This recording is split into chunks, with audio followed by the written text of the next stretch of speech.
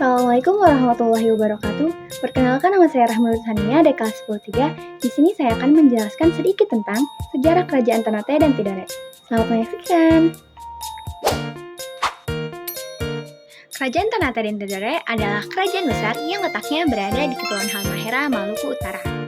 Kerajaan Ternate dan Tidore bermula dari abad ke-13 ketika kedua kerajaan ini didirikan di Kepulauan Maluku. Mereka menjadi pusat perdagangan rempah-rempah penting, terutama cengkih dan pala, yang sangat dicari oleh pedagang dari seluruh dunia.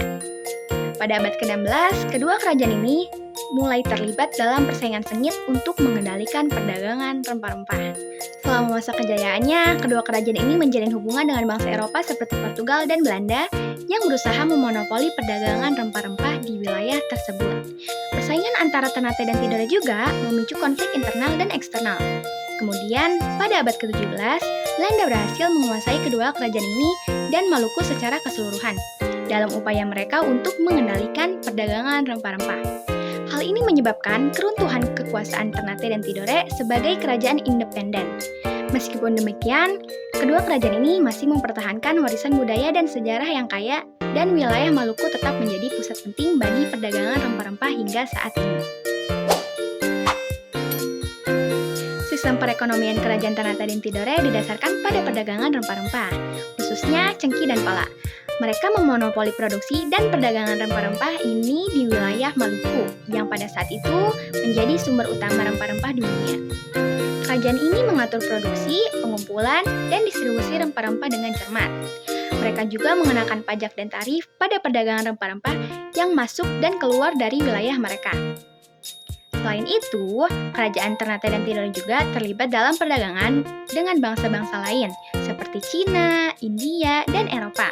Selain perdagangan rempah-rempah, kerajaan ini juga mungkin terlibat dalam pertanian, perikanan, dan kerajinan lokal lainnya sebagai sumber pendapatan tambahan.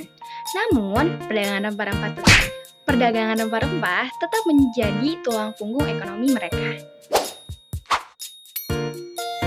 Pemerintahan kerajaan Ternate dan Tidore pada masa lalu adalah monarki absolut, di mana kekuasaan tertinggi dipegang oleh seorang raja atau sultan. Raja atau sultan memiliki kekuasaan mutlak dalam pengambilan keputusan politik, ekonomi, dan militer.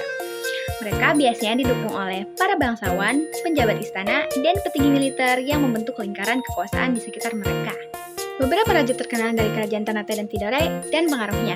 Yang pertama ada raja dari Ternate, yaitu Sultan Ba'abullah sejak 1570 sampai 1583. Adalah salah satu sultan terkenal yang berhasil memperkuat kekuasaan Ternate dan menghadapi penjajah Portugis.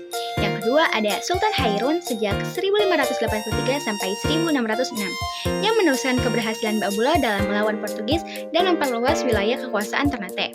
Kemudian yang tiga ada Sultan Hamzah sejak 1627 sampai 1648 adalah raja Ternate yang terkenal karena perannya dalam melawan Belanda untuk mempertahankan kemerdekaan Ternate. Kemudian, yang kedua ada raja dari Tidore. Yang pertama ada Raja Gapi Baguna sejak 1486 sampai 1526, yaitu salah satu raja awal Tidore yang memperluas pengaruh kerajaan dan mengembangkan perdagangan rempah-rempah. Kemudian ada Raja Wardani sejak 1550 sampai 1570, yaitu Raja Tidore yang berhasil menahan serangan Portugis dan menjaga kedaulatan Tidore di tengah persaingan dengan Ternate. Lalu yang terakhir ada Raja Mandasya sejak 1627 sampai 1657, adalah Raja Tidore yang terlibat dalam perang melawan Belanda dan berhasil mempertahankan kedaulatan Tidore. Kerajaan Ternate dan Tidore merupakan dua kerajaan yang berada di wilayah Maluku Utara Indonesia. Sistem sosial budayanya didasarkan pada struktur feodal, di mana raja atau sultan berada di puncak hierarki sosial dan memiliki kekuasaan mutlak. Di bawahnya terdapat bangsawan, pedagang, dan rakyat jelata. Agama Islam memegang peran penting dalam kehidupan sosial dan budaya di kerajaan ini, serta terdapat pula pengaruh dari kebudayaan lokal Maluku. Lalu yang terakhir ada bukti peninggalan kerajaan Ternate dan Tidore. Yang pertama ada Istana Sultan Ternate. Peninggalan kerajaan Ternate yang masih berdiri kokoh dan dikunjungi hingga saat ini adalah Istana Kesultanan Ternate. Lokasinya ada di tengah kota Ternate dan menghadap ke arah laut. Bangunan ini memiliki gaya arsitektur Tiongkok yang dicampur dengan gaya lokal. Saat ini istana tersebut dikelola oleh pemerintah dan dijadikan sebagai cagar budaya. Sadang ini sendiri telah mengalami pemugaran, pelestarian, dan pemeliharaan yang baik. Lalu yang kedua ada Kadatokie. Tempat ini adalah Istana Peristirahatan Sultan Tidore. Lokasinya ada di Kelurahan Sohasio, Kecamatan Tidore, Kota Tidore. Pada awal abad ke-20, istana ini sempat hancur dan dibangun lagi pada tahun 1997 oleh Sultan Jafar Shah, penguasa ke-36 Kerajaan Tidore. Lalu yang ketiga ada Benteng Castella Ternate. Benteng ini merupakan peninggalan dari masa penjajahan Portugis di Ternate. Meskipun dibangun oleh Portugis, benteng ini kemudian digunakan oleh Kesultanan Ternate dalam melawan kekuasaan kolonial. Dan yang terakhir ada Makam Sultan Ba'abullah.